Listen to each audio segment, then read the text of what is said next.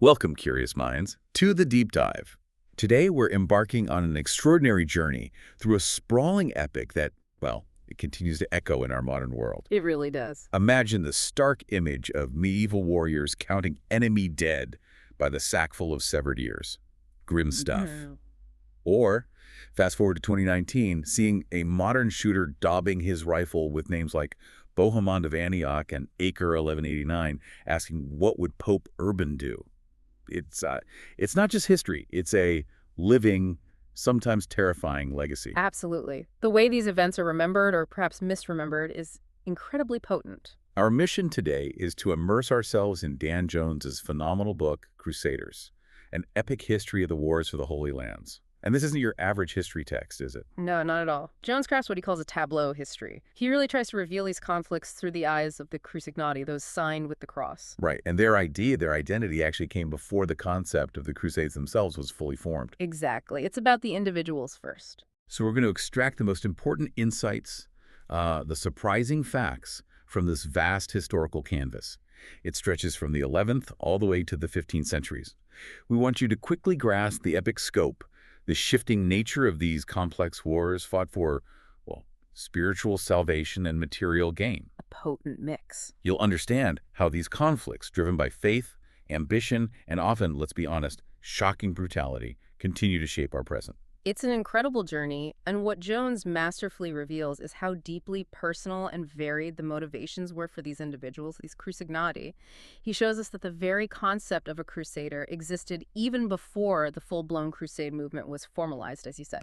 So we're not just looking at dates and battles, but at the very human and often very messy tapestry of belief, greed, and survival that defined this era. It truly paints a picture of a world far more complex than just, a simple clash of civilizations. So let's delve into some of those fascinating nuances. We'll start with our first section, the genesis of crusading, covering roughly the 1060s to 1099. And we begin with what Jones implicitly presents as a kind of prelude, the Norman conquest of Sicily. Yeah, this is fascinating because this story, happening decades before the First Crusade was officially called, already contains so many of the elements that would define later crusading. Right. Think early 1060s.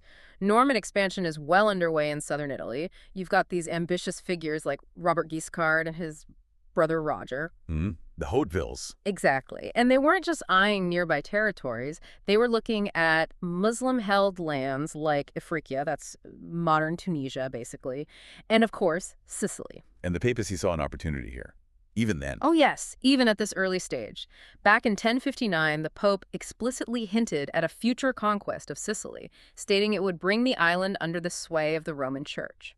So that direct link between religious ambition and military expansion, it's right there from the start. And Jones highlights a really surprising anecdote that illustrates this mix of motivations, doesn't he? About Roger's cousin Baldwin. Yes. Baldwin shows up with a big Christian army, looking for, as he puts it, a godless place to conquer. He suggests invading Ifriqiya, maybe using Sicily as a launch pad. But Roger says no. He refuses, which is, surprisingly pragmatic for the time. He points out that his existing trade agreements with these quote-unquote infidels in Ifriqiya are keeping the peace and actually driving a rich exchange of goods in Sicilian markets. So he's worried about the bottom line. Exactly. Disrupting trade, the potential cost of military support. It immediately shows that it wasn't just about holy war. There were complex interfaith relations and very real economic factors at play, even before the official Crusades kicked off. What does that early moment tell us then about the true motivations? I think that anecdote is crucial because it establishes that mix of material and spiritual gain right away, and the pragmatic realities that often get overlooked in a simple holy war narrative. Jones quotes the chronicler Geoffrey Malaterra, who perfectly captures Roger's dual motivation for invading Sicily. What did he say? He said Roger saw two means by which he would profit, one for his soul and the other for his material benefit, if he could bring over to divine worship a country given over to idolatry. Money and salvation. The classic combo. Powerful and timeless, isn't it? And the tactics they used in Sicily were brutal but effective. Naval blockades, exploiting rivalries among the different Islamic factions there. Psychological warfare, too, I read. Oh, yeah. Things like raping wives, sending blood-soaked carrier pigeons, really grim stuff designed to demoralize. And it worked. It led to the fall of Palermo in 1072. By the mid-1080s, much of the island was under Norman command, with Roger ruling as count. This Norman expansion, often into places with established Byzantine or Islamic cultures, was already shaping a complex geopolitical landscape well before 1095. Jones really highlights the human cost of these conquests, doesn't he? I was particularly struck by the lament of the Sicilian poet Ibn Hamdus. Yes. His story is so poignant. Exiled after the Norman conquest, yearning for his homeland, writing, "I have been banished from paradise." But then he finds this new life as a salaried companion in the intellectual and quite sensual court of Al-Mutamid in Seville, enjoying illicit pleasures, apparently. It's a fantastic contrast. His experience tells us so much about the cultural richness that was being disrupted. It reminds us that behind the chronicles of conquest, there were flourishing Islamic civilizations, like the one in Sicily, that were vibrant centers of culture, art, learning. So the victory wasn't just a change of rulers. Not at all. It was a profound disruption to established ways of life, leading to exile for many. It complicates our understanding. Jones consistently brings this nuanced perspective, and this potent mix we see in Sicily. Religious ambition, personal gain, military might. It wasn't unique. It spread and evolved, notably in the Reconquista in Spain, which really forged the concept of holy war. Absolutely. The book makes it clear that Christian expansion in Spain was strongly encouraged by the papal court. They were frequently invoking these ancient historical links between Rome and Hispania. This wasn't just local skirmishes. It felt like a broader, religiously sanctioned movement. And the 1063 attack on Barbastro serves as a critical illustration. Jones describes it perfectly, saying it featured a cosmopolitan nightly presence, papal sanction, spectacularly bloodthirsty methods, and explicit invocation of a religious agenda. All the key ingredients. Exactly. You can see all the essential elements of later crusading already present right there.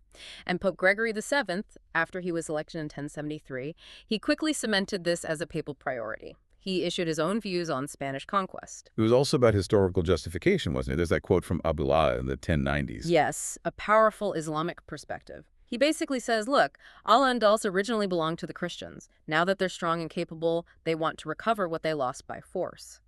It wasn't seen as some abstract land dispute. It was framed as a historical reassertion. And Alfonso VI, the King of Castile and Leon, he really ramps things up. He does. He intensifies his demands for those extortionate tribute payments, the pariahs, essentially protection money from the Tatifa kings, the rulers of the independent Muslim mini-states in Spain. Like Al-Mutamid of Seville, the guy who later hosted the exiled poet.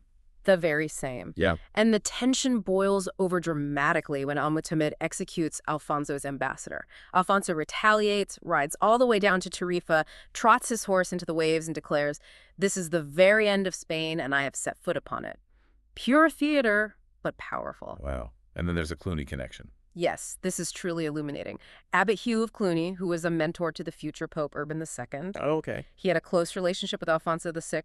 He received these lavish annual payments, 2,000 gold pieces, directly funded by the pariahs from Muslim lands. So wealth taken from Muslim territories was literally financing the glory of the church. Quite literally. It highlights how the concept of holy war wasn't born in a vacuum. It evolved from existing conflicts, sanctioned, even financed by the church, long before the First Crusade was officially launched. So as these seeds of holy war were being sown in the West, a desperate plea came from the East. That sets the immediate stage for the First Crusade. Let's turn to Byzantium's cry for help from Emperor Alexios the Komnenos. Right. This section, which Jones explores deeply, brings us to the embattled Byzantine Empire.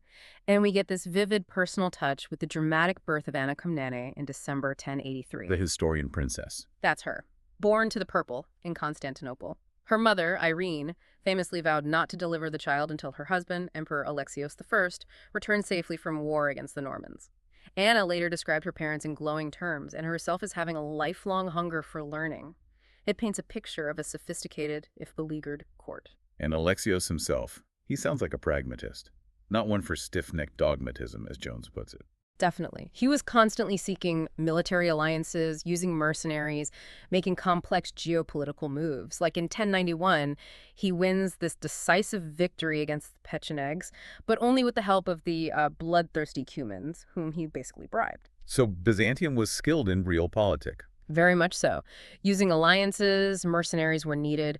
Their diplomacy was often, as Jones says, bewilderingly complex, using betrothals and annulments as pretexts for war. But things were getting worse with the Seljuks. Yes. His cautious cooperation with them failed spectacularly after their leader Malik Shah died in 1091.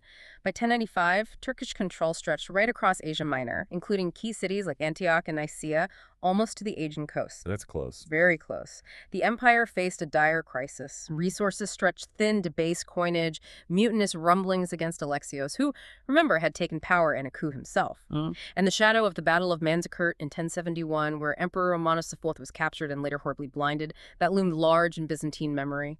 A stark warning. So all of this leads him to appeal to the West. It does. It was a fateful decision. The Byzantines weren't passive victims. They were skilled, if often embattled, players. Their call for aid was absolutely a calculated risk. And that risk leads us directly to the pivotal moment. Pope Urban II and the call to arms. This is where the many strands really converge, thanks largely to the charismatic Odo of Loggery, who becomes Pope Urban II. His background is crucial here. He trained at Cluny Abbey. Yes, under Abbot Hugh, the place Urban later called another sun over the earth. Cluny instilled in him this passion for centralization, church reform, and it definitely shaped his views on relations with Muslims and the power of mass pilgrimage. And we see that Cluny connection again. He knew how wealth from conquering infidels, like that gold from Alfonso VI, could bolster the church. Exactly. He knew it firsthand. He also knew that Pope Gregory VII's earlier calls for aid after Manzikert in the 1070s had, well, aroused mild interest and little action. So what was different this time? Well, the threat to Constantinople felt more real, more immediate. And Alexios' propaganda was shrewd. It combined genuine pleas for help with these lurid tales of outrages committed against pilgrims and shrines in the Holy Land. Some accounts of Jerusalem being steeped in blood were apparently often entirely fabricated. Clever messaging. Very clever. Alexios' letter to Robert, Count of Flanders, for example, neatly elided the fate of Constantinople with that of the Lord's Sepulchre. It tied a geopolitical crisis directly to the most sacred Christian site. And Urban ran with it. He seized on it. He embarked on this tour of southern France, meeting powerful nobles and churchmen Raymond of Toulouse, Adhemar of Lupuy. He gave voice to these appalling tales of Eastern cruelty, which, salacious chroniclers later recounted in gory detail, stories of Turks raping, killing, circumcising, torturing Christians. Fueling the outrage. Precisely. And then the climax. The Council of Clermont in November 1095. Urban's call wasn't just for aid, it was for remission of sins, for those who would exterminate this vile race and help fellow Christians. This was granted, he claimed, through the power vested in me by God. And he gave them a symbol. Yes, he instructed them to wear the sign of the cross on their forehead or chest, creating the visible identity of the Crucignati, the sign with the cross. Clermont was, by all accounts, a roaring, fearsome triumph that would be imitated for generations. He transformed a plea for aid into a mass movement with powerful spiritual and material incentives. But this mass movement immediately revealed its darker side, as we see in the People's Crusade and his dark side. Oh, absolutely. The response to Urban's call was overwhelming and incredibly diverse. You had everyone from great counts and archbishops down to ordinary villagers. And their motivations were all over the place. Completely. Adventure, defending Christendom, sure. But crucially, for many, it was about that remission of sins. Jones gives this stark example of a knight, Nivolo of Fredival, who'd apparently made a living menacing poor villagers. Now he sees a chance to fight in a pilgrim army to obtain the pardon for my crimes. Wow. So it was an opportunity for redemption, but also maybe for people looking for, sanctioned violence? That's the awkward paradox, isn't it? How could followers of Jesus, a man of peace, muster such a warband? The book points out the astonishing plasticity of thinking in early Christianity. Reading. Well, while Christ preached meekness, the Old Testament, still profoundly important, depicted a jealous God demanding spectacular punishments. Texts like Maccabees even presented guerrilla warfare and mass slaughter as tactics for God's warriors. Right, and then you had Augustine's just war theory. Exactly, providing a framework to reconcile violence with faith. The church had even devised the peace and truce of God movements and started blessing warrior kings. But this theological flexibility, it just seemed to dissolve instantly into horrifying violence during the People's Crusade. Led by figures like Peter the Hermit and Count Amicia. Yes, and they attracted, as Jones puts it, unsuitable enthusiasts. The atrocities against Jewish communities were particularly horrific, almost immediate. In places like Mainz and Worms. Yes, house and synagogue burnings, beatings. In Mainz, Count Amico's followers besieged the archbishop's residence where Jews had sought shelter, leading to a massacre. In Worms, this man, Isaac, son of Daniel, was dragged through the streets, forced to choose between conversion and death, and ultimately decapitated. Yeah, the justification. Ranged from revenging Christ's betrayal to just simple bloodlust. We see mass suicides too, like in Wevelinghofen, fathers killing their children to prevent forced conversion or slaughter. It's truly harrowing. And Amico's group just carried on. Yeah, enriched by spoils, they continued towards Hungary. But they behaved atrociously there, too, in what was described as a nominally friendly but semi-tribal kingdom, and they were met in kind. It's profoundly jarring how quickly the holy aspect of the war dissolved into such horrific violence. It really forces you to confront the complexity of human motivations, even within deeply held religious beliefs. From this unbridled fervor, we shift now to the more organized but still incredibly complex side of the First Crusade, the prince's journey and Byzantine diplomacy. Right. This section introduces us to Bohemond of Taranto, a truly striking character. His nickname, Bohemundus Gigas, after a mythical giant, was given to him as a baby because of his size, and it proved pretty apt for his ambitious life. Antigone, the Byzantine princess, she had a lot to say about him, didn't she? She certainly did. A fascinating, almost love-hate description.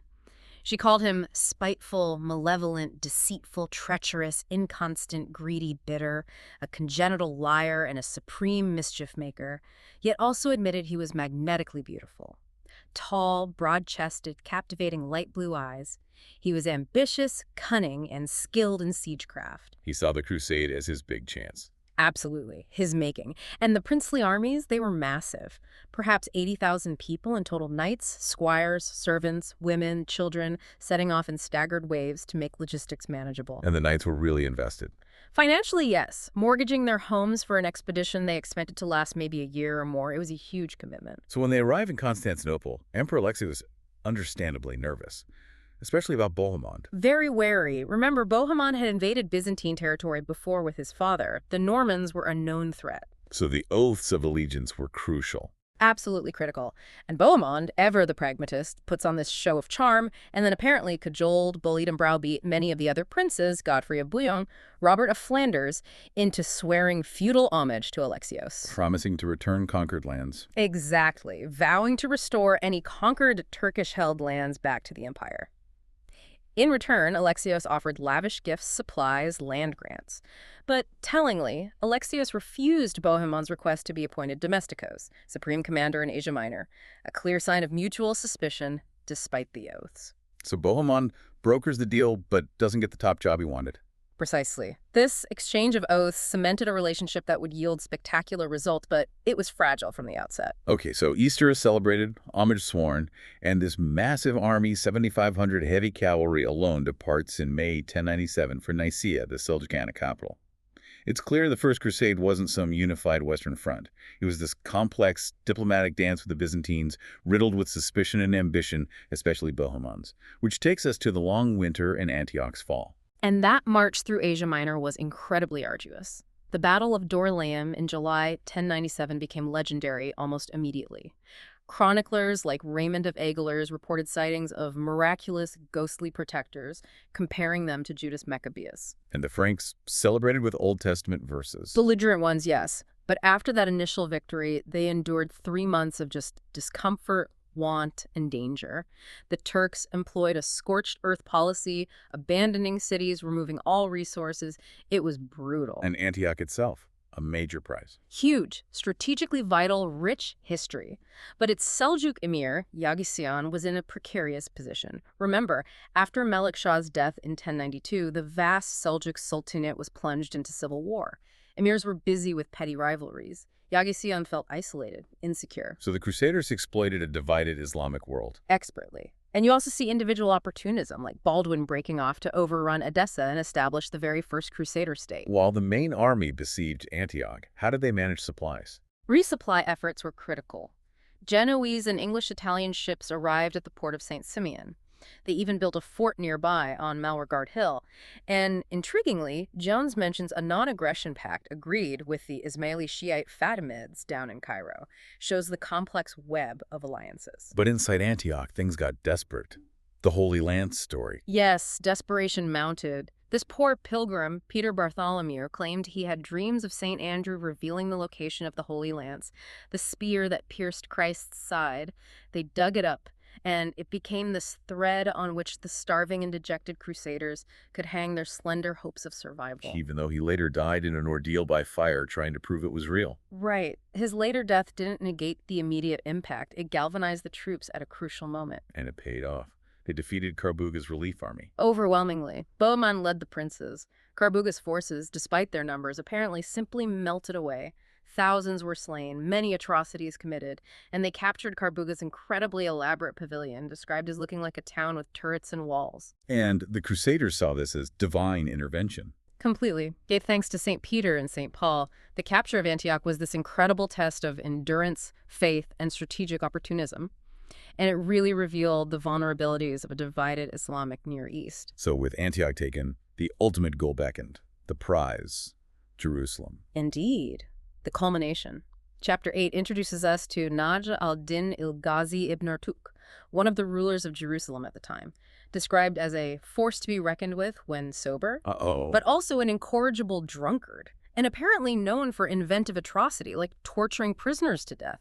It's a detail that stands out even in a brutal age, reminding us of the widespread cruelty on both sides. Meanwhile, Bohemond is back in Antioch, setting himself up as prince. Solidifying his power grab? Yes. Establishing the Principality of Antioch, explicitly defying his oaths to Emperor Alexios, this really alienated Raymond of Toulouse and many others who saw it as selfish and irresponsible. And the main army stalled. There was this demoralizing 4-month hiatus, squabbling among the princes, the army was depleted, pilgrims were muttering about cowardice among the princes, even talking of mutiny or desertion. So they finally moved south, but the mood is grim. And then Marat and Newman. Yes. The siege there was gruesome. Crusader engineers built siege towers. After the city fell, the sources described them torturing to death the hapless Muslims, massacring women and children, and, well, the cannibalism. It's shocking. Men reportedly cutting the dead flesh into slices and cooking it to eat. It underscores the extreme conditions, the utter desperation, the brutalization they'd endured and were now inflicting. And then Jerusalem. The ultimate prize. Unparalleled religious significance. For Christians, Jews, Muslims, seen as cosmologically the center of the earth. Its defense was desperate, led by Iftikhar al-Dawla, who knew a relief expedition from Egypt was coming, but hoped to hold out. But it wasn't enough. The final assault in July 1099. Relentless. A Frankish mangonel, a siege engine, crushed 2 women on the walls accused of casting spells. Arrows cleared the ramparts. A siege tower lowered a drawbridge. Godfrey's troops poured in. And the massacre followed. Horrific. The Crusaders made it their mission to be revenged on every unbeliever they encountered. Guibert of Nogent later wrote, almost rhapsodizing, about the deep emotion, what joy, what grief they felt upon conquering the city. It was a brutal, bloody achievement, fueled by religious fervor. It ended the First Crusade, but irrevocably set the stage for centuries of conflict. And what follows immediately is the practical reality of conquest. Chapter 9. Dividing the spoils and shifting powers makes it clear victory did not bring peace. Not at all. Just before Christmas 1099, Bohemond and Baldwin make this arduous pilgrimage from Antioch and Edessa down to Jerusalem. 250 miles in a foul winter, facing hunger, bandits, death from exposure, reduced to eating donkey and camel meat. Even after the triumph, conditions were brutal. And the politics were instantly messy. Arnulf of Shoke is elbowed aside as Patriarch of Jerusalem in what Jones calls a coup orchestrated in favor of Bohemond, with Dimbert of Pisa taking control of the Patriarch's quarter and the port of Jaffa. Anna Conman must have been furious. Oh, she continued to express her fury at Bohemond's selfishness and impudence, seeing him as the absolute embodiment of Frankish iniquity and duplicity. Did Bohemond get any comeuppance? Well, he did get captured in 1100 while campaigning up near Melitene. Held for a vast ransom of 100,000 bezants, a fortune in Byzantine gold coins. But his career was far from over. This period also shows the rise of the Italian cities. Definitely. The growing role of the maritime powers. Pisan and Genoese vessels had already been fighting Muslims, like the raid on Mahdia in 1087. Now they gained special trading rights, like that charter Bohemond gave the Genoese merchants after Antioch fell. Piety and profit deeply intertwined. And we see parallel developments back west, Sicily, Spain. Yes, Roger I of Sicily, Bohemond's uncle, achieves this astonishing feat, wrenching Sicily and Malta fully from Arab rule by 1099. He sets up a Latin church hierarchy and gets this unprecedented legatine status from Urban II, allowing him to appoint his own bishops. His son, Roger II, born right around Christmas 1099, will become Sicily's first Norman king. And the Reconquista Continues under Alfonso II in Spain, though now challenged by the arrival of the Almoravids from North Africa.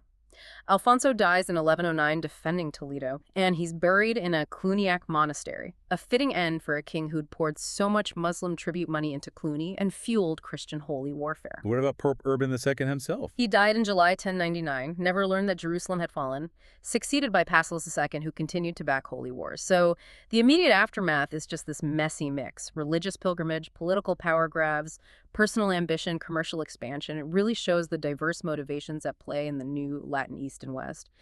That brings us perfectly to our second major section: Crusader states, new theaters, and major crises, covering the early 12th century up to 1187.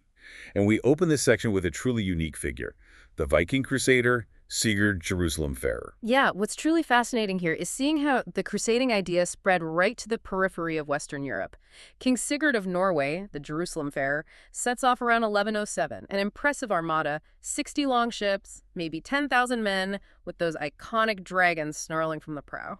It shows the broadening appeal, doesn't it? Beyond just the Normans and French. Absolutely, diversifying its application. And his journey was full of striking details. He stops in England, and who does he find imprisoned there? Robert, Duke of Normandy, one of the leaders of the First Crusade, now locked up by his own brother, King Henry I. A really poignant contrast between past crusading glory and present political reality. And Sigurd himself. Jones calls him an explicitly Christian plunderer. Yes, lauded by his skald, his court poet Halldor Skaldri, for vanquishing hapless heathens. He raided in Galicia, fought Muslim corsairs near Gibraltar.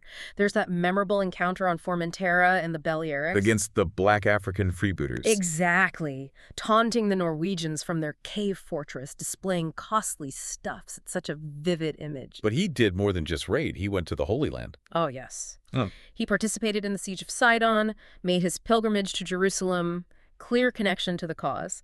And then in 1111, he visits Constantinople. Emperor Alexios Komnenos, despite his troubled history with crusaders like Bohemond, who'd actually campaigned against Byzantium after being ransomed. Yeah. Right. Alexios greets Sigurd with open arms. It shows the complex diplomacy still at play. So Sigurd's journey, and others like it, they foreshadow later crusades. Definitely. Like the 1147 assault on Lisbon or the Christian efforts in the Balearics around 1113, 1115. It shows that expanding and defending Christian lands, from Palestine to Lisbon, was becoming this sort of corporate enterprise attractive to the whole of Western Christendom. So the movement wasn't monolithic at all. Adopted and adapted by diverse cultures, Viking kings included, for that mix of pious and pragmatic reasons. Yet, back in the Levant, the Crusader states were anything but secure.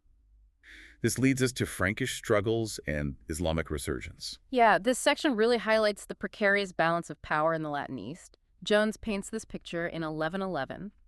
The opulent arrival of Isma Khatun, granddaughter of the Seljuk Sultan Alp Arslan in Baghdad, a scene of immense wealth and power. But contrasted with The unfolding misfortunes that had befalled Islam at the hands of the Franks. You get this powerful scene of Alapan protesters driving the preacher from the pulpit in Baghdad, clamoring and weeping, demanding the Sultan take military action. It shows the growing resentment, the calls for unified Islamic action. And for the Franks, there was this constant fear. Constant.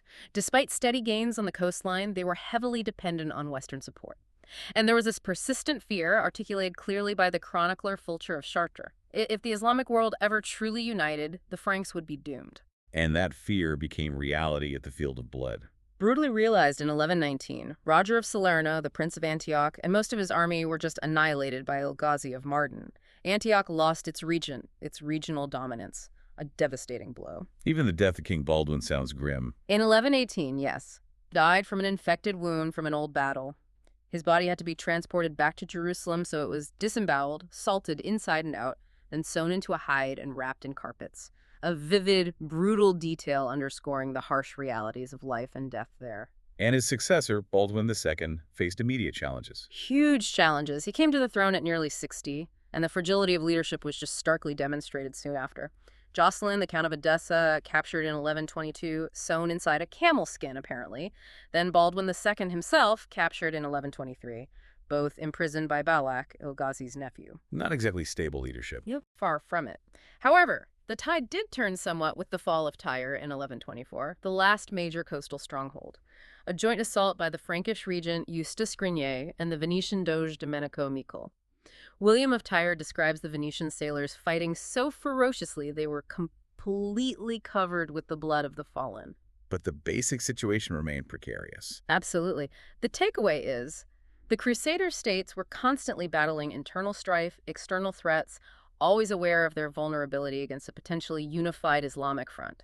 Their very survival demanded innovation, and this is where we see the rise of the military orders. A truly groundbreaking development, wasn't it? Blending monastic life with knighthood. Unprecedented. By 1125, Acre was already the most important commercial hub in the Latin East. And this night, Hugh of Pains, he's watching Augustinian canons ministering to pilgrims at the Holy Sepulchre, and he decides to form a new, stricter communal life specifically for knights. Inspired partly by the Hospitallers. Yes, they set a precedent. The Hospitallers were established by the mid-11th century, got papal protection in 1113, and were already taking on military duties beyond their original medical mission. And the Templars' name came from their headquarters. Exactly. Hugh and his companions resided in deconsecrated apartments in the Al-Aqsa Mosque on the Temple Mount in Jerusalem, hence the Poor Knights of Christ and the Temple of Solomon, or Templars for short. And King Baldwin II was a key supporter. Crucial. Leased them the apartments, granted revenues, described them as having been raised up by the Lord for the defense of the kingdom. Hugh then went on this big fundraising tour of the West in 1127.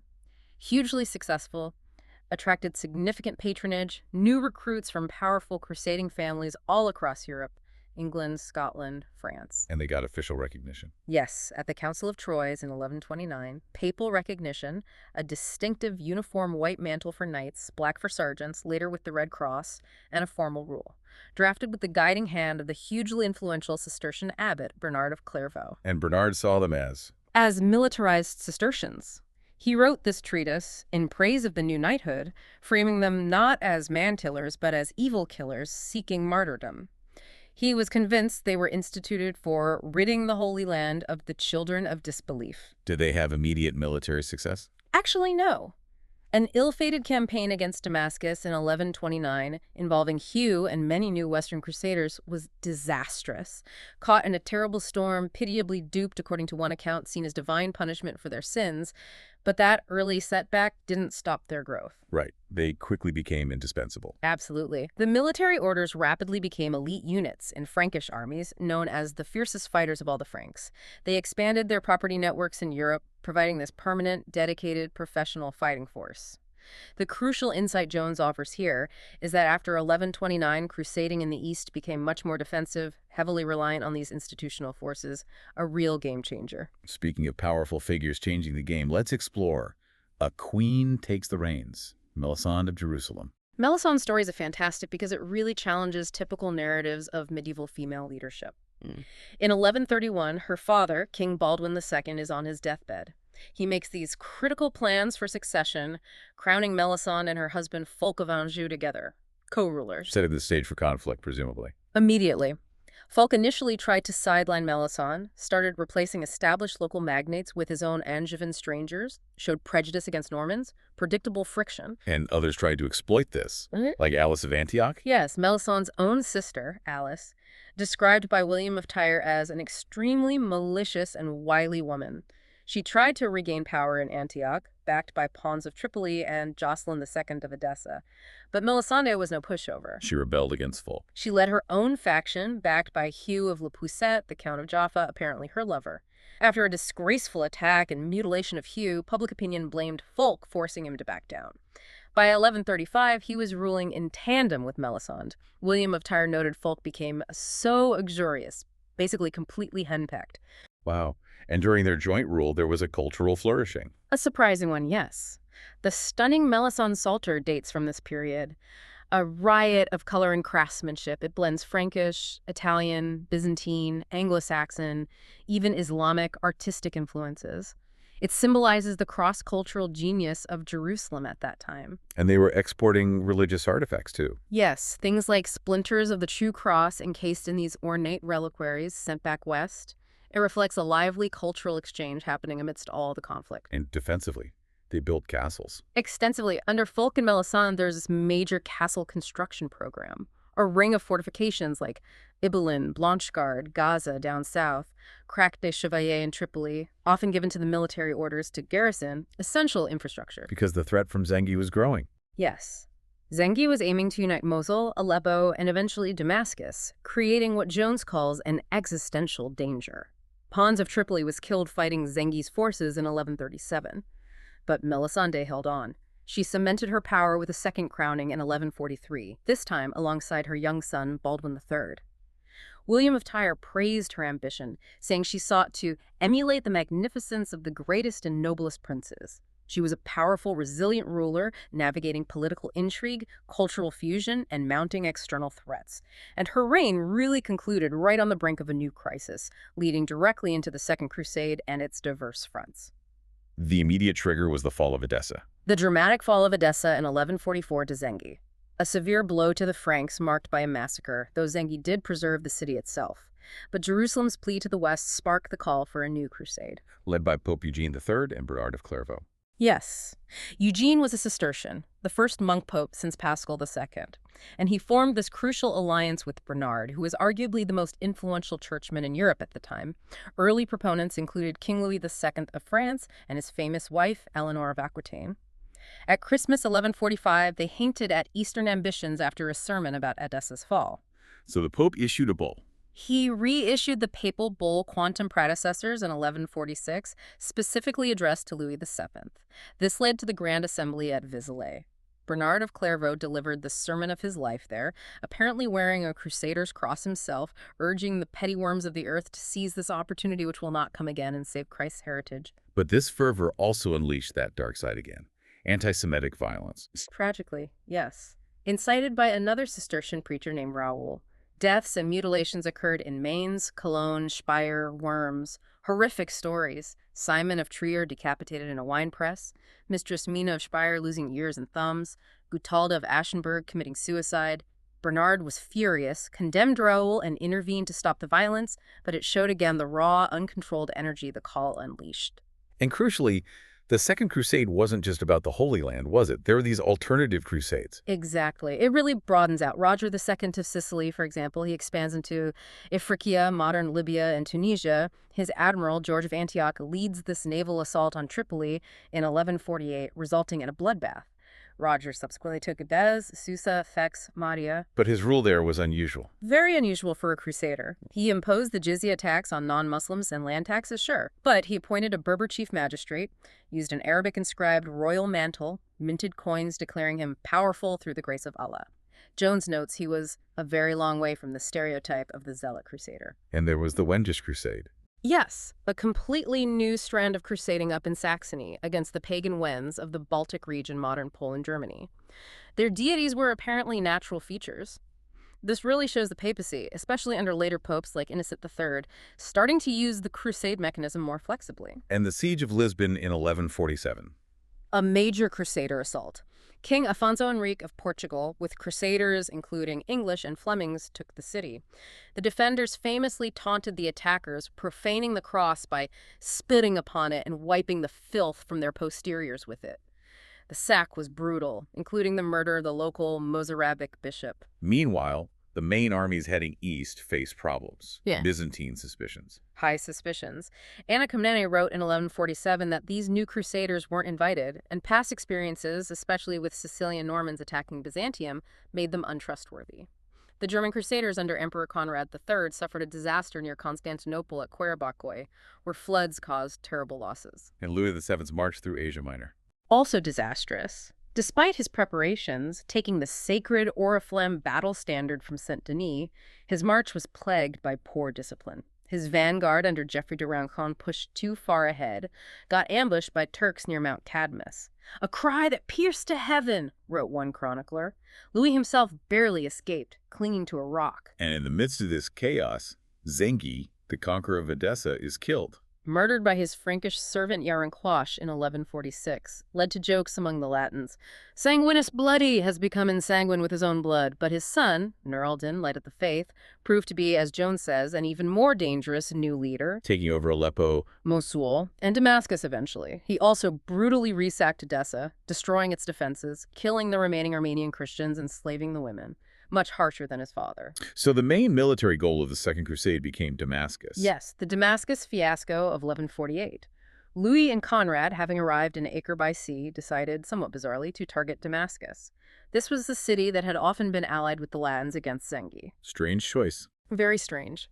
Despite Conrad's personal bravery in battle, poor generalship, or, as some whispered, treachery among the local barons led to them abandoning advantageous positions and making a humiliating retreat after only 4 days. So total failure. Pretty much. The leaders departed soon after.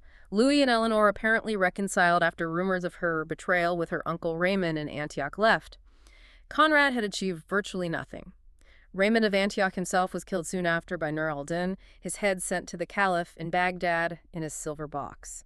The Second Crusade was sprawling, multifaceted, and ultimately a disastrous undertaking.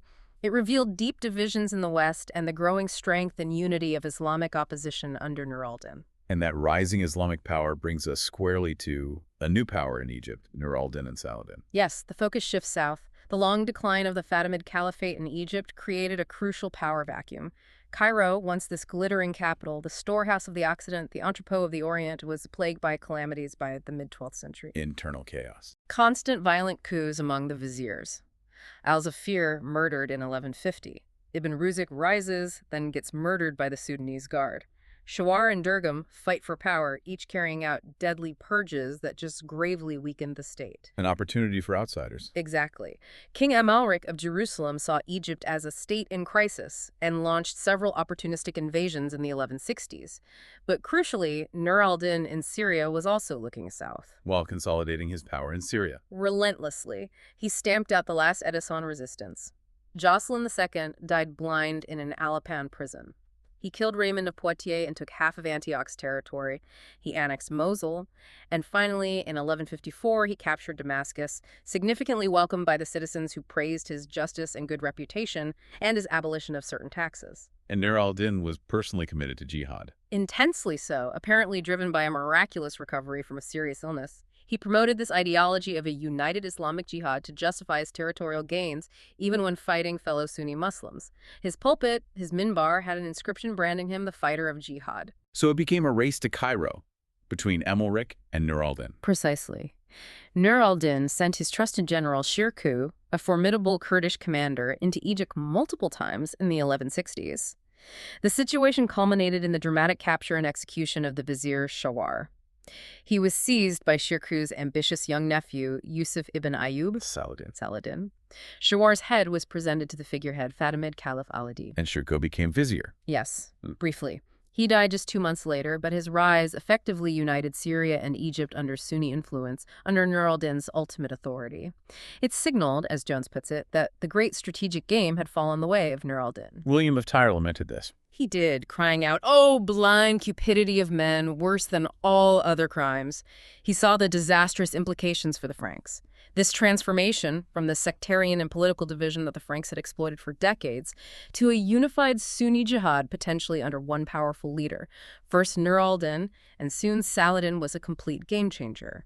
It fundamentally altered the strategic landscape and led inevitably towards the catastrophe of Hattin and the fall of Jerusalem. Hattin was indeed a catastrophe for the Franks, but from Saladin's perspective, it was a strategic masterpiece. Setting the scene. Horns of Hattin in Galilee, early July 1187. Relentless heat. Exactly. And Saladin draws into battle virtually the entire military population of all three Crusader states. They had been summoned by Arrière-Baum, the general levy, maybe 20,000 men, including light cavalry, the Turcopoles. Saladin's army, in contrast, was uncounted, drawn from across the Muslim world, Egypt, Syria, Mesopotamia. And the Crusader leadership was shaky. Troubled, yes. King Guy of Lusignan had difficulty persuading Raymond of Tripoli, who actually had a truce with Saladin at the time, to join the fight.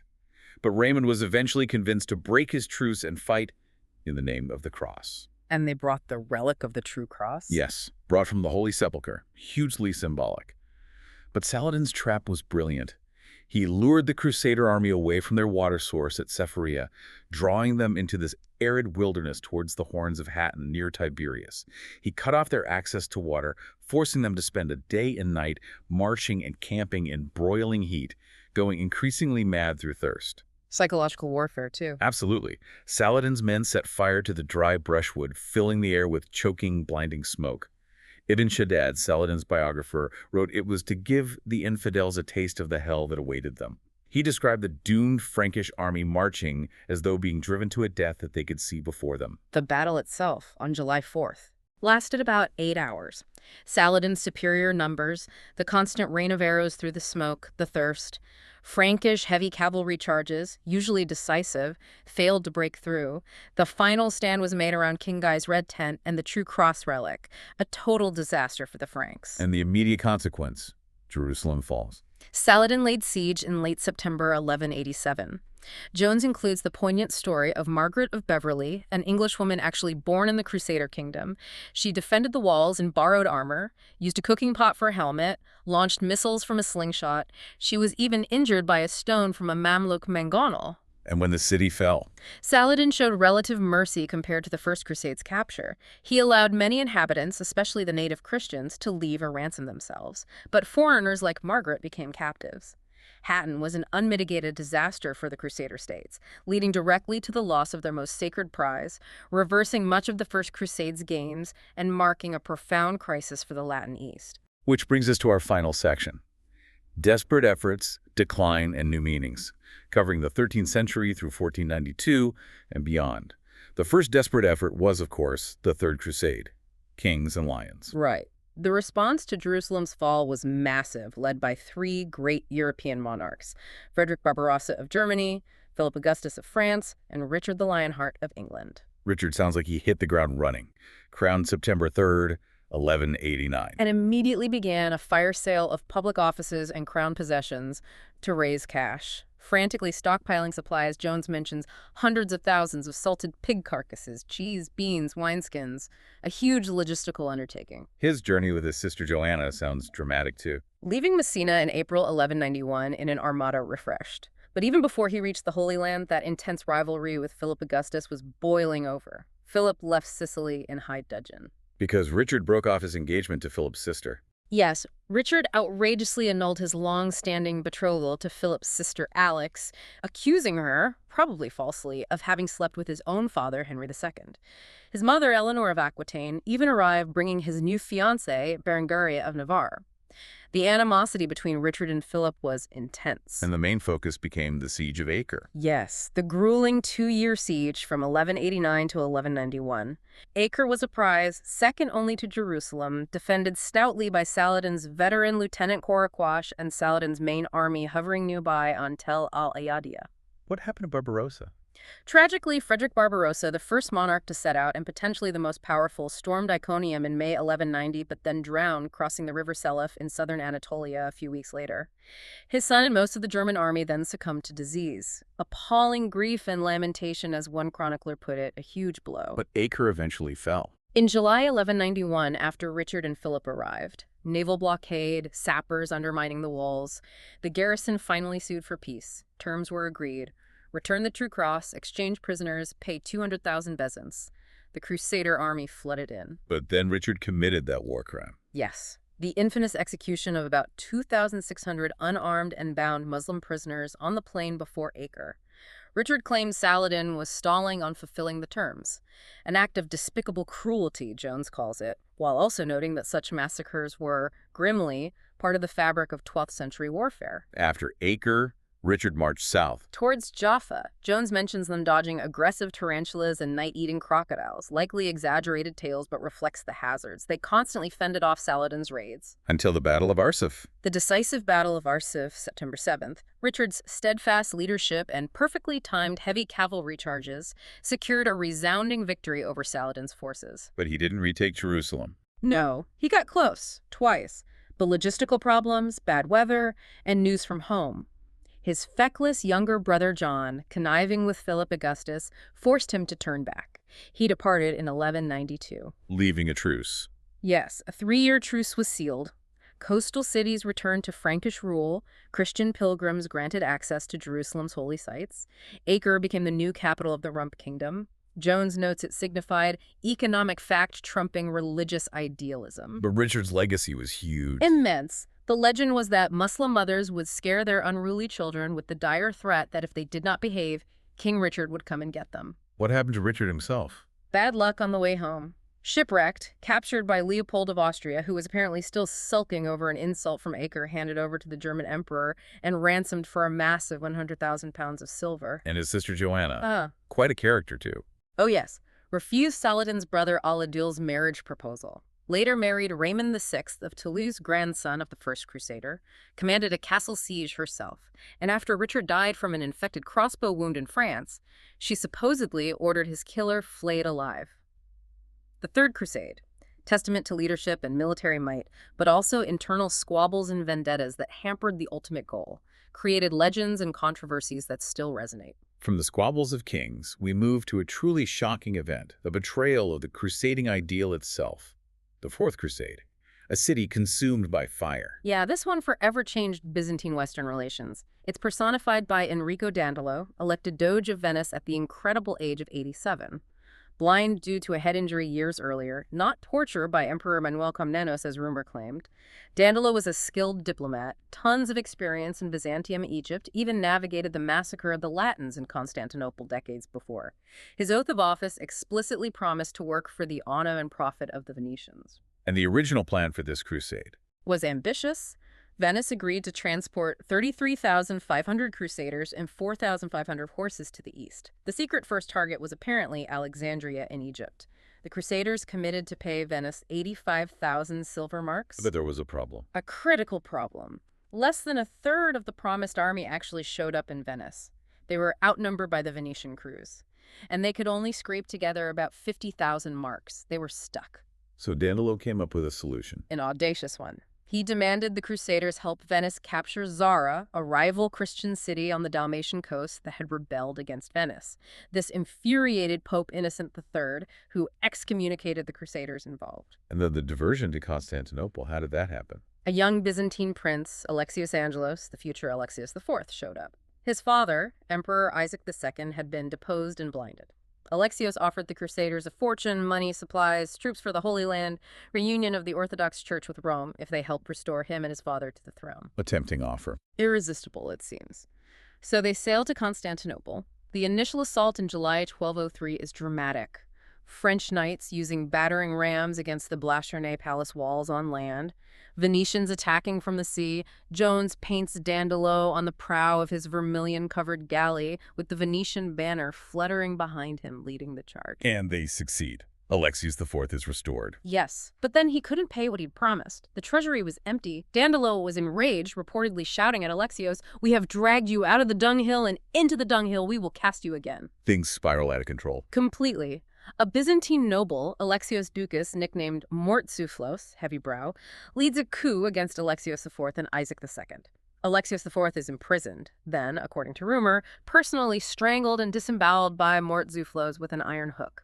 Mortsouphlos takes the throne as Alexios V. And the defenders taunted the Crusaders. Famously became buttock bearers on the ramparts, showing their contempt. But on April 12, 1204, the wind changed direction, favoring the Venetian ships. Allowing the final assault. Yes. Venetian ships lashed together, using flying bridges from their masts to reach the top of the seawalls. Crusaders swarmed in. Simultaneously, a hole was punched in a land gate. The city fell. Followed by the infamous sack. A brutal 3-day sack. Treasures looted, relics stolen, destruction widespread. The Byzantine Empire was partitioned. Dandolo became, nominally, lord of 3/8 of the Roman Empire. a shocking betrayal of the original crusading ideal, demonstrating how political expediency and commercial interest could completely derail a supposed holy mission. This profound shift, this flexibility in what crusade meant, takes us to Innocent III's broader crusades. He seems central to this change. Absolutely. Pope Innocent III dramatically expanded and politicized the whole concept of crusading. He directed it against entirely new enemies, both within and outside traditional Christendom. Like in Livonia, modern Latvia. Yes.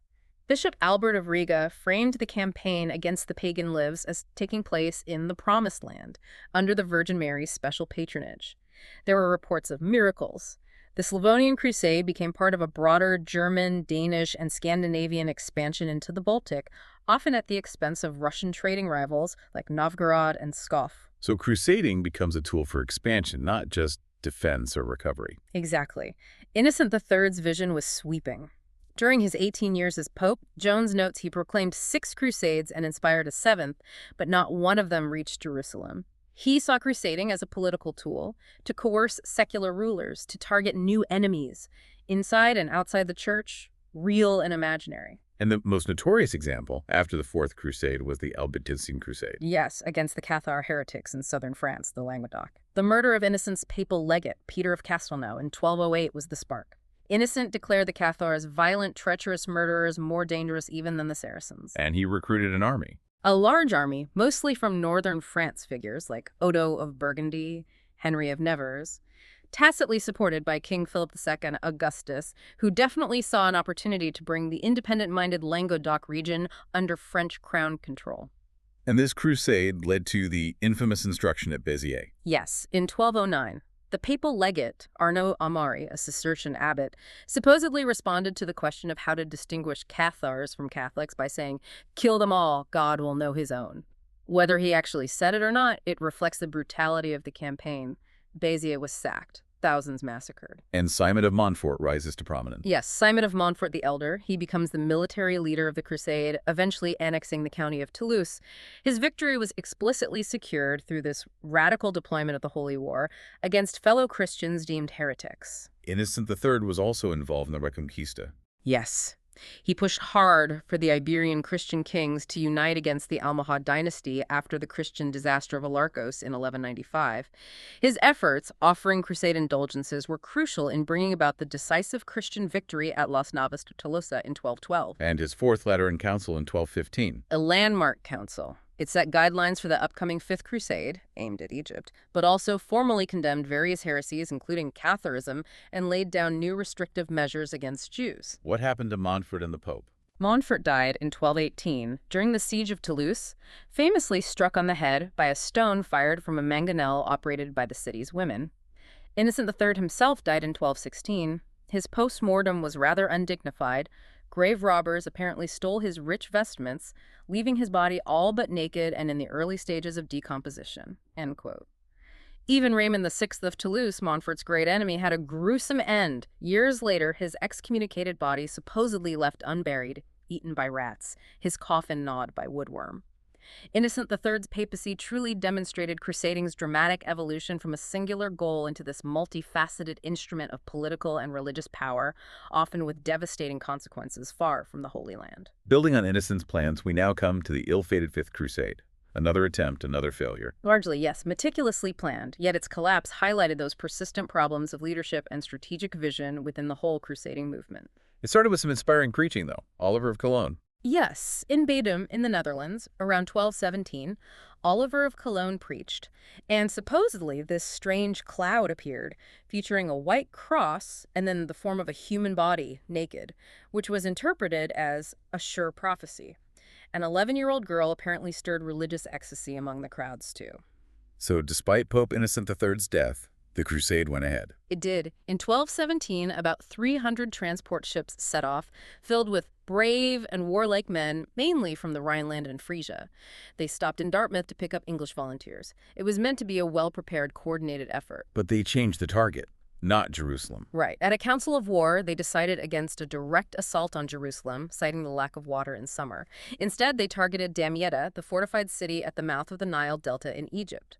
The thinking was that Egypt was the key to Ayyubid's strength. control Egypt, and maybe you could trade it for Jerusalem. Did they have initial success? They did. The swift capture of Damieta's crucial chain tower, controlling access to the Nile in August 1218, was seen as a stupendous and terrifying deed. And the Ayyubid Sultan died. Sultan al-Adil died in 1218, seemingly good news for the Crusaders. But ironically, his son, al-Kamil, managed to unite the hitherto fractious Ayyubid family against the invaders, fostering unity where division was expected. So the siege dragged on. Became protracted and brutal. Greek fire launched from the city. Disease rampant in the Crusader camp. Winter storms battered their ships. Many died or deserted. And crucially, the arrival of the papal legate, Cardinal Pelagius of Albano, caused major friction. How so? Pelagius, armed with papal authority, constantly undermined the authority of the secular leaders, particularly John of Brienne, the king of Jerusalem. Lots of infighting over strategy and command. But Damietta eventually fell. Yes, in November 1219. But when the Crusaders finally entered, they found it practically empty, devastated by famine and plague. Sultan al-Kamil was furious at the loss, ordering 50 of his own soldiers strangled for alleged cowardice. Was there a chance to trade Damietta for Jerusalem? There was. Al-Kamil, facing internal threats, made a serious offer. Return Damietta, and he would give back Jerusalem, except for Transjordan, the true cross fragment captured at Hattin, and agree to a 30-year truce. John of Brienne wanted to accept. He and many others did, but Pelagius rejected it. He was apparently clinging to the hope that the Holy Roman Emperor Frederick II would soon arrive with a massive army. He overruled the commanders on the ground. A fatal misjudgment. Absolutely. Frederick didn't arrive. Ayyubid reinforcements did. In the summer of 1221, Pelagius insisted on marching south towards Cairo. They were trapped by the Nile flood, cut off, and forced into a humiliating surrender. Losing Damietta. Losing everything. They had to give up Damietta just to be allowed to leave Egypt. Oliver of Cologne, who'd preached so inspiringly at the start, wrote this bitter post-mortem, blaming the loss on the Crusaders' luxury-loving, ambitious, mutinous behavior, saying they were exceedingly ungrateful to God and to men. The true cross fragment they hoped to regain was, of course, lost again. Another meticulously planned crusade crumbled due to internal conflicts and disastrous strategic missteps. And this failure sets the stage for one of the most controversial and unusual crusades of all, Frederick II and the Diplomatic Crusade, the Emperor Pelagius had been waiting for. Frederick II, the Holy Roman Emperor. A very unconventional figure, wasn't he? Known as Stupor Mundi, the wonder of the world. Highly unconventional. Excommunicated multiple times, fascinated by science and Arab culture, kept a menagerie. And crucially, he kept delaying his crusading vow. He promised back in 1215. Yes, then again in 1220, then set a deadline for 1227. When he postponed again, claiming illness, Pope Gregory IX finally excommunicated him, accusing him of frivolous pretense. But he went anyway, while excommunicated. He did. Arrived in Acre in September 1228, still excommunicated but seemingly unworried. He'd also recently lost his young wife Isabella, the heiress of the Kingdom of Jerusalem, which technically made him regent for their infant son. How was he received? With deep hostility from many quarters. He immediately clashed with the powerful local barons like John of Ibelin on Cyprus. The Templars refused to deploy troops within a mile of his army because he was excommunicated. The Patriarch of Jerusalem, Gerald of Lausanne, regarded Frederick as the devil incarnate. So not a warm welcome. How did he achieve anything? Through diplomacy, a radical departure. He had actually been in contact with the Ayyubid Sultan al-Kamil for years. Al-Kamil was currently busy fighting his own relatives in Syria and Damascus. Frederick had military strength, but he leveraged the political situation. Resulting in the Treaty of Jaffa? Yes, in February 1229, an astonishing agreement. Al-Kamil ceded Jerusalem, Bethlehem, Nazareth, and a corridor to the coast back to Christian rule. Jerusalem itself. Regain. Yes, though its walls were to remain ruined, and the Temple Mount, the Haram al-Sharif with the Dome of the Rock and Al-Aqsa Mosque stayed under Muslim control and administration. Still, it was the greatest and least bloody crusading victory for generations. How did people react? Outrage. Immense outrage from both sides. In Damascus, the preacher Ibn al-Jawzi denounced Jerusalem's abandonment, crying, "Oh, shame upon the Muslim rulers." The historian Ibn al-Athir called the treaty monstrous. Patriarch Gerald accused Frederick of underhand dealings, lies, evil, and fraud, and placed Jerusalem under interdict. Yet Frederick crowned himself. Famously, yes. On March 18th, 1229, in the Church of the Holy Sepulchre, with no clergy willing to officiate for an excommunicate, Frederick apparently walked up to the altar, snatched the crown himself, and placed it on his own head, declaring himself king by the grace of Almighty God. pure political theater. And this period also saw a shift for the Teutonic Knights. Yes. Their master, Hermann von Salsa, was a key advisor to Frederick, and Frederick's Golden Bull of Rimini in 1226 had already granted the Teutonic Order permission to conquer and rule territory in Prussia, fighting the pagan Prussians and Lithuanians. This established a whole new crusader state in the Baltic, which became their main focus. So Frederick II's crusade was a masterclass in diplomacy, achieving the seemingly impossible without major bloodshed, yet it exposed these deep ideological divides within Christendom and provoked furious reactions from all sides. A truly unique episode. Now let's turn to a seismic shift that would ultimately doom the Crusader states: the Mongol storm and Mamluk rise. Yes, the 13th century brings this entirely new, terrifying force onto the scene: the Mongols. Their conquests were incredibly brutal. Jones mentions the practice of ear counting after the Battle of Lenica in Poland in 1241, where they tallied thousands killed by collecting severed ears in sacks. The sheer scale of death under Genghis Khan and his successors numbered in the millions. Did the Pope call for a crusade against them? Pope Gregory the Next did, yes. But it was futile. His call competed with, as Jones lists, about half a dozen other ongoing crusader wars. In Spain, Bosnia against the Cathars remnants, in Prussia, Livonia, plus the Pope's own war against Frederick II's heirs, the Hohenstaufen. Resources and attention were just too divided. So what stopped the Mongols advancing further into Europe? Not crusaders, Jones argues, but basically the weather and good luck. An arid summer hampered their horses grazing, followed by extreme cold. And critically, the great Khan Ugedei died back in Mongolia in December 1241, forcing the Mongol princes to return for the election of a successor. But the ripple effects hit the Near East hard. The Khwarezmians. Yes, Khwarezmian Turks, remnants of an empire destroyed by the Mongols in Central Asia, were displaced and swept into the Levant as mercenaries, described as being like dragons. And they sacked Jerusalem again. Horrifically, yes, in 1244. Allied with the Egyptian Ayyubids against their Syrian cousins, the Khwarezmians took Jerusalem. They reportedly disemboweled Christians in the Holy Sepulchre, desecrated shrines on Mount Sion, and in Bethlehem even tossed the bones of the former Crusader kings out of their tombs. This event effectively ended Christian control of Jerusalem for good. And this prompted Louis IX's crusade, Saint-Louis. Yes, the devout King Louis IX of France. This sack of Jerusalem spurred him to launch his Seventh Crusade, which lasted from 1248 to 1254.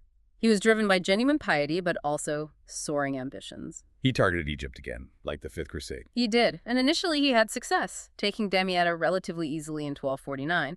Jones mentions 54 Christian slaves being liberated and the French being called the swine by the locals. The Ayyubid Sultan Ayyub was furious, ordering 50 of his own soldiers strangled. But then things went wrong. Disastrously wrong. Sultan Ayyub died later in 1249. His resourceful wife, Shajar al-Dur, concealed his death and effectively ruled, possibly the first female Muslim ruler, leaning on the elite Mamluk slave soldiers of the Bahriya regiment, who were already contemplating a coup.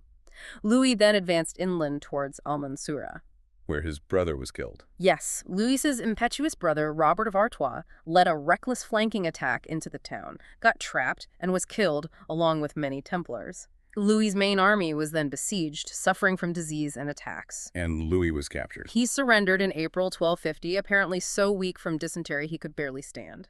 A king's ransom of 800,000 byzants had to be paid, much of it fronted by the Templars, and Damietta had to be surrendered once again just to secure his release. A humiliation. Meanwhile, the Mongol threat continued under Hulagu Khan. Yes, Genghis Khan's grandson. He sent this terrifying ultimatum to the Mamluk Sultan Qautuz in Egypt. We will shatter your mosques, and then we will kill your children. Hulagu's forces brutally sacked Baghdad in 1258, ending the Abbasid Caliphate. The Tigris supposedly flowed black with ink from destroyed libraries, and the last caliph was rolled in a carpet and trampled to death by horses. They easily conquered Syria soon after. What did the Crusader states do, caught in the middle? They were paralyzed with fear, as Jones puts it. Some, like Bohemond VI of Antioch, allied with the Mongols. Others offered supplies, hoping the Mongols and the Egyptian Mamluks would destroy each other. But the Mamluks won. Ain Jalut. The pivotal Battle of Ain Jalut, the spring of Goliath in Galilee in September 1260. The Mamluks under Sultan Qautuz decisively defeated a smaller Mongol army. A huge psychological victory, shattering the myth of Mongol invincibility, but then intrigue. Qautuz was assassinated shortly after by his own ambitious Mamluk commander, Baybars. Sultan Baybars, a key figure in the endgame.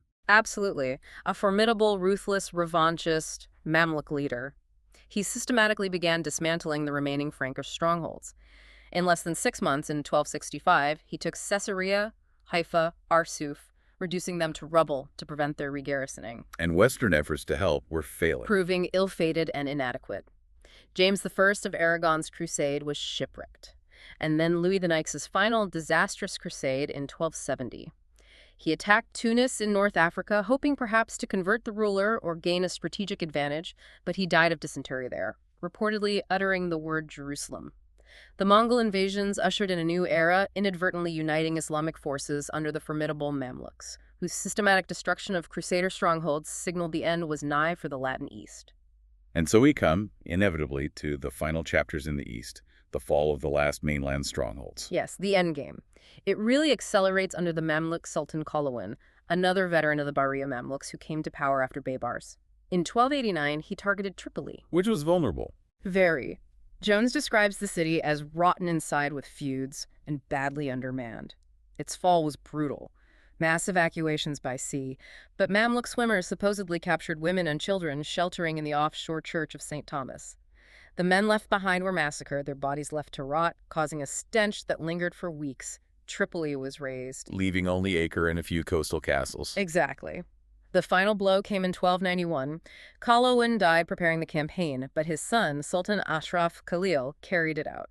The massive siege of Acre. To last stand. The Templars' palatial headquarters by the docks became the focal point of the last stand. Thousands of terrified citizens crammed inside, watching the Venetian and Pisan galleys evacuate the fortunate few to Cyprus. How did the city fall? Mamluk sappers relentlessly undermined the walls. Part of the main wall collapsed on May 28th. The Mamluks stormed the fortress. Fierce fighting in the streets, but the outcome was inevitable. Acre's resistance ended. And the remaining settlements. Sidon, Beirut, Tyre, the Templar fortress of Chateau Pellerin, Atlit. They were quietly evacuated in the weeks that followed.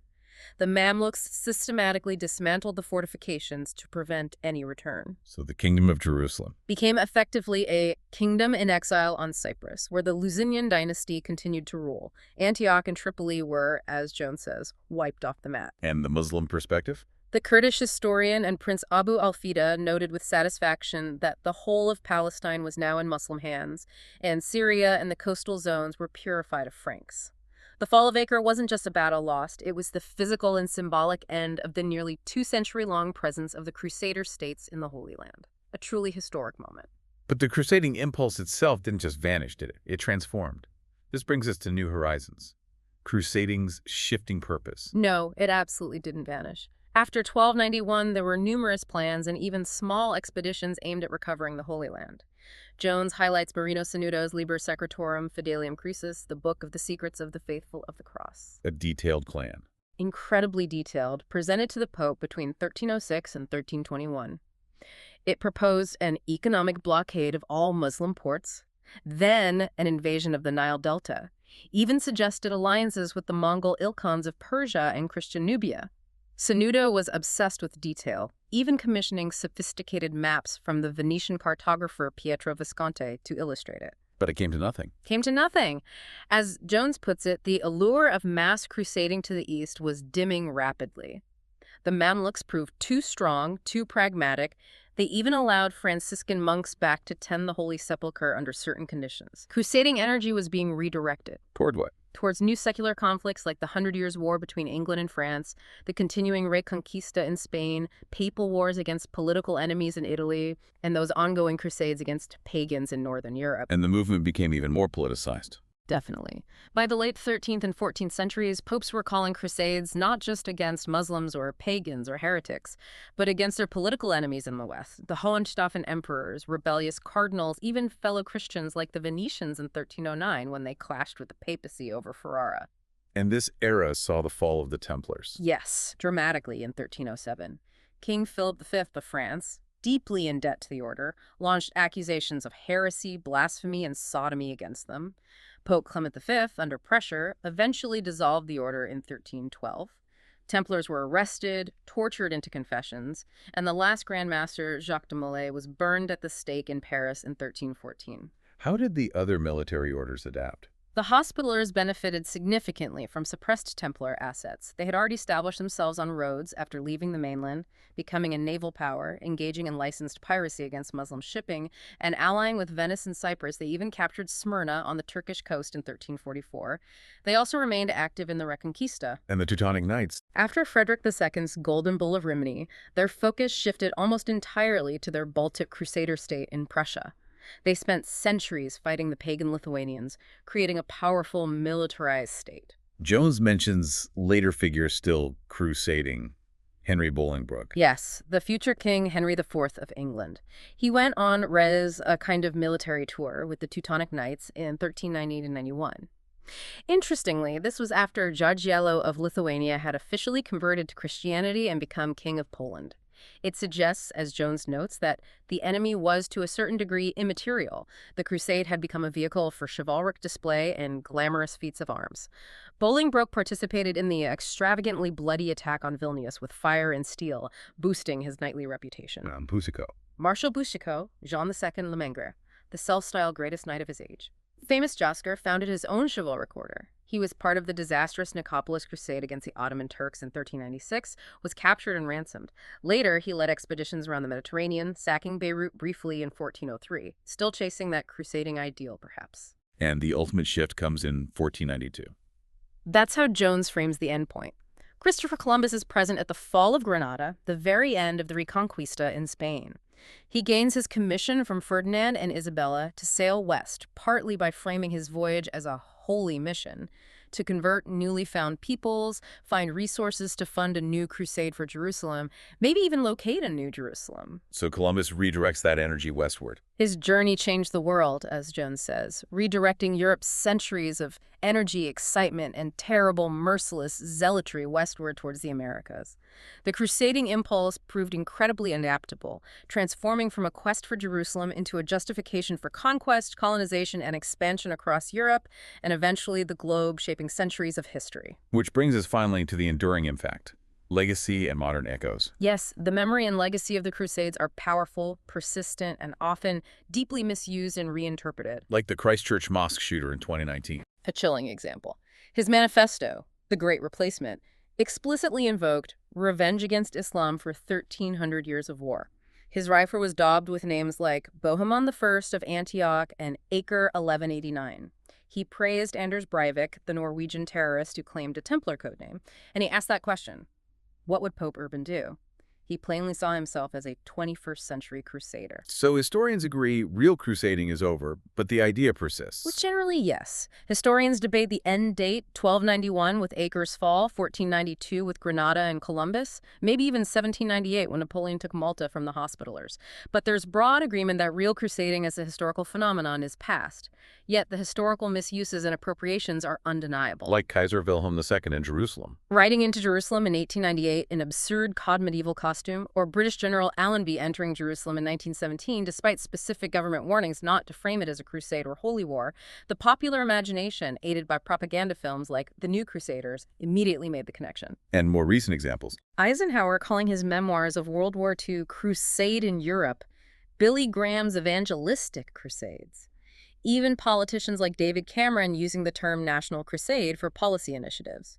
The word carries immense historical weight, often used without full understanding. And extremist groups use it too. ISIS. Absolutely. ISIS propaganda frequently referred to the Western coalition against them as crusaders. Abu Bakr al-Baghdadi claimed the Sri Lanka Easter bombings in 2019 targeted citizens of the Crusader coalition, calling the conflict a long battle. The term is deliberately invoked on both sides. Jones ends with a personal reflection. Yes, about realizing that even though he'd never thought of himself or his British family as connected to crusading, suddenly seeing his daughters playing near crusader castles made him realize that, in some sense, we were.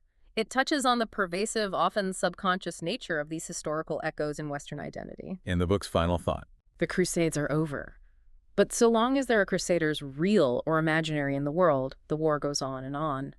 It's a powerful reminder that the idea of crusading, this potent, dangerous, persistent memory, continues to be evoked and misused. History, in many ways, is still playing out around us. If we connect this to the bigger picture, it really encourages critical thinking, doesn't it? about how narratives, especially historical ones, get reinterpreted and sometimes weaponized. It really does. It highlights the profound responsibility we all have, I think, to try and understand the nuances, the complexities of the past, rather than relying on simplistic versions. What's an illuminating deep dive? We've journeyed through Dan Jones's Crusaders, from those complex origins in Norman Sicily and Reconquista Spain, through the dramatic, bloody First Crusade, the challenges faced by the Crusader states, the diverse directions the movement took, Baltic, Albigense, and Egypt, the pivotal rise of Nur al-Din, Saladin, and then the Mamluks, the eventual fall of Acre, and this enduring, often troubling legacy that stretches right into our present day. This book powerfully demonstrates that the Crusades were never, ever a simple tale of good versus evil. They were a messy, often contradictory human endeavor, driven by that complex mix of faith, greed, ambition, survival, and politics. It's a real testament to the fact that simple narratives rarely capture the full truth of history. So what does this all mean for you listening in today? It's perhaps a profound reminder that the echoes of these ancient conflicts continue to shape our world, sometimes in truly frightening ways. Understanding their genuine complexities rather than just accepting simplified, often deliberately weaponized narratives, well, that might be one of the most important lessons history can offer us. Well said. Keep exploring, keep questioning, and join us next time on The Deep Dive.